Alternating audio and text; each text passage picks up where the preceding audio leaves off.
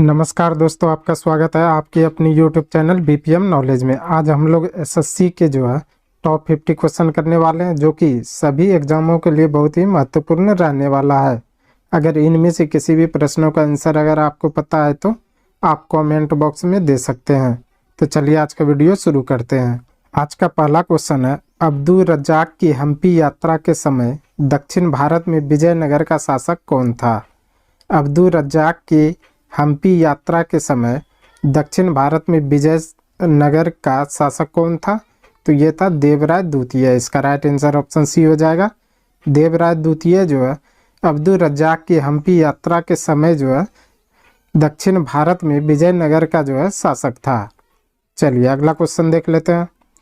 अगला क्वेश्चन है, सांभर लवन झील कहाँ स्थित है? सांभर लवन झील कहाँ स्थित है? तो ये है राजस्थान में। इसका राइट आंसर ऑप्शन डी हो जाएगा। राजस्थान में जो है सांभर लवन झील स्थित है, जो कि खारे पानी की झील है। तो इसको भी याद रखिएगा। चलिए अगला क्वेश्चन देख लेते हैं। अगला क्वेश्चन है, भारत में सबसे पहली रेलगाड़ी कब चलाई गई थी? भारत में सबसे पहले रेलगाड़ी कब चलाई गई थी? तो ये चलाई गई थी 1853 में। इसका राइट आंसर ऑप्शन बी हो जाएगा। 1853 में जो है भारत में पहली रेलगाड़ी चलाई गई थी। चलिए अगला क्वेश्चन देख लेते हैं। अगला क्वेश्चन है, निम्नलिखित में से वह नदी कौन सी है जिसका उद्गम भारतीय क्षेत्र में नहीं है? निम्नलिखित में से वह नदी कौन सी है जिसका उद्गम भारतीय क्षेत्र में नहीं है? तो यह ब्रह्मपुत्र नदी। इसका राइट आंसर ऑप्शन बी हो जाएगा। ब्रह्मपुत्र नदी का जो है उद्गम स्थल भारत में नहीं है, जबकि ये कहाँ है? तो यह है नेपाल में। तो इसको याद रखिएगा। चलिए अगला क्वेश्चन देख लेते हैं। अगला क्वेश्चन है, किसको स्वतंत्रता आंदोलन की ग्रैंड ओल्ड लेडी कहा जाता है? किसको स्वतंत्रता आंदोलन की ग्रैंड ओल्ड लेडी कहा जाता है? तो ये अरुणा आसिफ अली को। इसका राइट आंसर ऑप्शन सी हो जाएगा। अरुणा आसिफ अली को जो है स्वतंत्रता आंदोलन में ग्रैंड ओल्ड लेडी के नाम से जाना जाता है। चलिए अगला क्वेश्चन देख लेते हैं। अगला क्वेश्चन है, निम्नलिखित में से कौन ताशकंद समझौते से संबंधित है? निम्नलिखित में से कौन ताशकंद समझौते से संबंधित है? तो यह लाल बहादुर शास्त्री। इसका राइट आंसर ऑप्शन बी हो जाएगा। लाल बहादुर शास्त्री जो है यह ताशकंद समझौते से संबंधित है। चलिए अगला क्वेश्चन देख लेते हैं। अगला क्वेश्चन है, आमेर महल कहाँ स्थित है? आमेर महल कहाँ स्थित है? तो यह जयपुर में। इसका राइट आंसर ऑप्शन ए हो जाएगा। जयपुर में जो है आमेर महल स्थित है। चलिए अगला क्वेश्चन देख लेते हैं। अगला क्वेश्चन है, निम्नलिखित में से कौन सा एक बाघ संरक्षित स्थल नहीं है? निम्नलिखित में से कौन सा एक बाघ संरक्षित स्थल नहीं है? तो यह सुल्तानपुर। इसका राइट आंसर ऑप्शन डी हो जाएगा। सुल्तानपुर जो है यह एक बाघ संरक्षित स्थल नहीं है। चलिए अगला क्वेश्चन देख लेते हैं। अगला क्वेश्चन है, भारत पर हुनों का आक्रमण किसके शासनकाल में हुआ था? भारत पर हुनों का आक्रमण किसके शासनकाल में हुआ था? तो ये हुआ था स्कंदगुप्त के शासनकाल में। इसका राइट आंसर ऑप्शन ए हो जाएगा। स्कंदगुप्त के शासनकाल में जो है भारत पर हुनों का आक्रमण हुआ था। चलिए अगला क्वेश्चन देख लेते हैं। अगला क्वेश्चन है, वह प्रथम राष्ट्रीय नेशनल पार्क कौन सा है जिसे भारत में स्थापित किया गया? वह प्रथम राष्ट्रीय नेशनल पार्क कौन सा है जिसे भारत में स्थापित किया गया था? तो ये किया गया था जिम कॉर्बेट नेशनल पार्क। इसका राइट आंसर ऑप्शन डी हो जाएगा। जिम कॉर्बेट नेशनल पार्क जो है वह प्रथम राष्ट्रीय नेशनल पार्क था जो कि भारत में स्थापित किया गया था। चलिए अगला क्वेश्चन देख लेते हैं। अगला क्वेश्चन है, मोहम्मद गजनवी के भारत पर आक्रमण का प्रमुख उद्देश्य क्या था? मोहम्मद गजनवी के भारत पर आक्रमण का प्रमुख उद्देश्य क्या था? तो ये था मध्य एशिया में साम्राज्य की स्थापना के लिए धन संग्रह करना। तो ये इसका राइट आंसर ऑप्शन डी हो जाएगा। मध्य एशिया में साम्राज्य की स्थापना के लिए धन संग्रह करना मोहम्मद गजनवी के भारत पर आक्रमण का प्रमुख उद्देश्य था। चलिए अगला क्वेश्चन देख लेते हैं। अगला क्वेश्चन है, निम्नलिखित में से ताजिकिस्तान की राजधानी कौन है? निम्नलिखित में से ताजिकिस्तान की राजधानी कौन है? तो ये दुशांबे। इसका राइट आंसर ऑप्शन बी हो जाएगा। दुशांबे जो है यह ताजिकिस्तान की राजधानी है। चलिए अगला क्वेश्चन देख लेते हैं। अगला क्वेश्चन है, अंग्रेजों द्वारा सर्वप्रथम कहवा बागान कहाँ लगाए गए थे? अंग्रेजों द्वारा सर्वप्रथम कहवा बागान कहाँ लगाए गए थे? तो ये लगाए गए थे चिंकमंगलूर जनपद में। इसका राइट आंसर ऑप्शन ए हो जाएगा। चिंकमंगलूर जनपद में जो है अंग्रेजों द्वारा सर्वप्रथम कहवा बागान लगाए गए थे।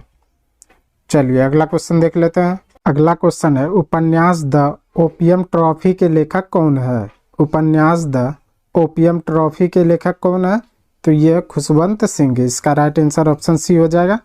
खुशवंत सिंह जो है उपन्यास द ओपियम ट्रॉफी के लेखक हैं। चलिए अगला क्वेश्चन देख लेते हैं। अगला क्वेश्चन है, निम्नलिखित में से कौन लोकसभा के प्रथम अध्यक्ष थे? निम्नलिखित में से कौन लोकसभा के प्रथम अध्यक्ष थे? तो ये थे जीवी मलवांकर। इसका राइट आंसर ऑप्शन बी हो जाएगा। जीवी मलवांकर जो है यह लोकसभा के प्रथम अध्यक्ष थे। चलिए अगला क्वेश्चन देख लेते हैं। अगला क्वेश्चन है, मैक्सिको की खाड़ी और लेब्राडोर सागर निम्नलिखित में से किसके भाग हैं? मैक्सिको की खाड़ी और लेब्राडोर सागर निम्नलिखित में से किसके भाग हैं? तो ये है अटलांटिक महासागर के। इसका राइट आंसर ऑप्शन डी हो जाएगा। अटलांटिक महासागर के जो है मैक्सिको की खाड़ी और लेब्राडोर सागर जो है भाग हैं। चलिए अगला क्वेश्चन देख लेते हैं। अगला क्वेश्चन है, आँख की रेटिना पर बनने वाला प्रतिबिंब किसके समानुपाती होता है? आँख की रेटिना पर बनने वाला प्रतिबिंब किसके समानुपाती होता है? तो ये होता है प्रतिबिंब का आकार बाय वस्तु का आकार। इसका राइट आंसर ऑप्शन डी हो जाएगा। प्रतिबिंब का आकार बाय वस्तु का आकार जो है आँख के रेटिना पर बनने वाला प्रतिबिंब जो है समानुपाती होता है। चलिए अगला क्वेश्चन देख लेते हैं। अगला क्वेश्चन है, लाल और हरा रंग को मिलाने से कौन सा रंग बनता है? लाल और हरा रंग को मिलाने से कौन सा रंग बनता है? तो ये बनता है पीला रंग। इसका राइट आंसर ऑप्शन सी हो जाएगा। लाल और हरा रंग को मिलाने से जो है पीला रंग बनता है। चलिए अगला क्वेश्चन देख लेते हैं। अगला क्वेश्चन है, जर्मेनियम क्रिस्टल में किसका आबंध है? जर्मेनियम क्रिस्टल में किसका आबंध है? तो यह सहसंयोजी का आबंध। इसका राइट आंसर ऑप्शन बी हो जाएगा। जर्मेनियम क्रिस्टल में जो है सहसंयोजी का जो है आबंध है। चलिए अगला क्वेश्चन देख लेते हैं। अगला क्वेश्चन है, परम शून्य तापक्रम पर अर्धचालक की चालकता होती है। परम शून्य तापक्रम पर अर्धचालक की चालकता होती है। तो ये होती है शून्य। इसका राइट आंसर ऑप्शन ए हो जाएगा। परम शून्य तापक्रम पर अर्धचालक की चालकता जो है शून्य होती है। चलिए अगला क्वेश्चन देख लेते हैं। अगला क्वेश्चन है, मानव शरीर में कहाँ पाचन एवं श्वसन मार्ग एक दूसरे को अतिक्रमित करते हैं? मानव शरीर में कहाँ पाचन एवं श्वसन मार्ग एक दूसरे को अतिक्रमित करते हैं? तो ये करते हैं ग्रासनी में। इसका राइट आंसर ऑप्शन ए हो जाएगा। ग्रासनी में जो है मानव शरीर के जो है पाचन एवं श्वसन मार्ग एक दूसरे को अतिक्रमित करते हैं। चलिए अगला क्वेश्चन देख लेते हैं। अगला क्वेश्चन है, लोहा किस ताप पर लौ चुंबकीय होता है? लोहा किस ताप पर लौ चुंबकीय होता है? तो ये होता है 770 डिग्री सेंटीग्रेड से कम ताप पर। इसका राइट आंसर ऑप्शन डी हो जाएगा। 770 डिग्री सेंटीग्रेड कम ताप पर जो है लोहा जो है लौ चुंबकीय होता है। अगला क्वेश्चन है, निम्न में से अधिक द्रव्यमान किसका है? निम्न में से सबसे अधिक द्रव्यमान किसका है? तो यह न्यूट्रॉन का। इसका राइट आंसर ऑप्शन बी हो जाएगा। न्यूट्रॉन का जो है सबसे अधिक द्रव्यमान होता है।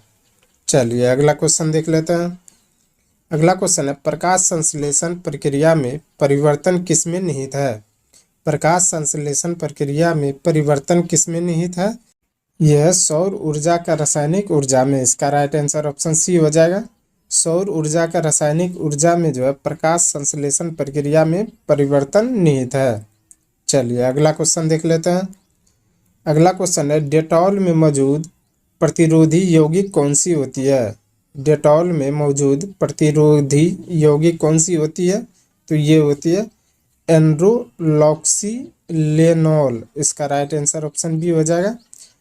एनलोरॉक्सीनेलॉन जो है यह डेटॉल में जो है मौजूद प्रतिरोधी यौगिक होती है। अगला क्वेश्चन है निम्नलिखित में से कौन भारत छोड़ो आंदोलन में शामिल नहीं था। निम्नलिखित में से कौन भारत छोड़ो आंदोलन में शामिल नहीं था, तो ये था भीमराव अंबेडकर। इसका राइट आंसर ऑप्शन डी हो जाएगा। भीमराव अंबेडकर जो है यह भारत छोड़ो आंदोलन में शामिल नहीं था। चलिए अगला क्वेश्चन देख लेते हैं। अगला क्वेश्चन है लोधी वंश का संस्थापक कौन था। लोधी वंश का संस्थापक कौन था, तो यह था बहलोल लोधी। इसका राइट आंसर ऑप्शन बी हो जाएगा। बहलोल लोधी जो है यह लोधी वंश का संस्थापक था। चलिए अगला क्वेश्चन देख लेते हैं। अगला क्वेश्चन है केंद्रीय पशु चिकित्सा अनुसंधान संस्थान कहाँ स्थित है। केंद्रीय पशु चिकित्सा अनुसंधान संस्थान कहाँ स्थित है, तो यह है उत्तर प्रदेश में। इसका राइट आंसर ऑप्शन ए हो जाएगा। उत्तर प्रदेश में जो है केंद्रीय पशु चिकित्सा अनुसंधान संस्थान जो है स्थित है। चलिए अगला क्वेश्चन देख लेते हैं। अगला क्वेश्चन है तमिलनाडु में जाड़ों में वर्षा क्यों होती है। तमिलनाडु में जाड़ों में वर्षा क्यों होती है, तो ये होती है उत्तर पूर्व मानसून के कारण। इसका राइट आंसर ऑप्शन सी हो जाएगा। उत्तर पूर्व मानसून के कारण जो है तमिलनाडु में जाड़ों में वर्षा होती है। चलिए अगला क्वेश्चन देख लेते हैं। अगला क्वेश्चन है मीनमबक्कम अंतर्राष्ट्रीय हवाई अड्डा किस राज्य में है। मीनमबक्कम अंतर्राष्ट्रीय हवाई अड्डा किस राज्य में है, तो यह तमिलनाडु में। इसका राइट आंसर ऑप्शन ए हो जाएगा। तमिलनाडु में जो है मीनमबक्कम अंतर्राष्ट्रीय हवाई अड्डा स्थित है। चलिए अगला क्वेश्चन देख लेते हैं। अगला क्वेश्चन है हर्षवर्धन की आत्मकथा निम्नलिखित में से किसने लिखी। हर्षवर्धन की आत्मकथा निम्नलिखित में से किसने लिखी थी, तो ये बाणभट्ट ने लिखी थी। इसका राइट आंसर ऑप्शन बी हो जाएगा। बाणभट्ट ने जो है हर्षवर्धन की आत्मकथा को जो है लिखी थी। चलिए अगला क्वेश्चन देख लेते हैं। अगला क्वेश्चन है निम्नलिखित में से किसने हैदराबाद की चार मीनार का निर्माण करवाया था। निम्नलिखित में से किसने हैदराबाद की चार मीनार का निर्माण करवाया था, तो यह करवाया था मोहम्मद कुली कुतुब शाह ने। इसका राइट आंसर ऑप्शन डी हो जाएगा। मोहम्मद कुली कुतुब शाह ने जो है हैदराबाद की चार मीनार का जो है निर्माण करवाया था। चलिए अगला क्वेश्चन देख लेते हैं। अगला क्वेश्चन है किस भारतीय राज्य को लाल नदी और नीली पहाड़ियों की भूमि के नाम से जाना जाता है। किस भारतीय राज्य को लाल नदी और नीली पहाड़ियों की भूमि के नाम से जाना जाता है, तो ये केरल को। इसका राइट आंसर ऑप्शन सी हो जाएगा। केरल राज्य को जो है लाल नदी और नीली पहाड़ियों की भूमि के नाम से जाना जाता है। चलिए अगला क्वेश्चन देख लेते हैं। अगला क्वेश्चन है एक्स किरणों में कौन समाविष्ट है। एक्स किरणों में कौन समाविष्ट है, तो ये विद्युत चुंबकीय विकिरण। इसका राइट आंसर ऑप्शन डी हो जाएगा।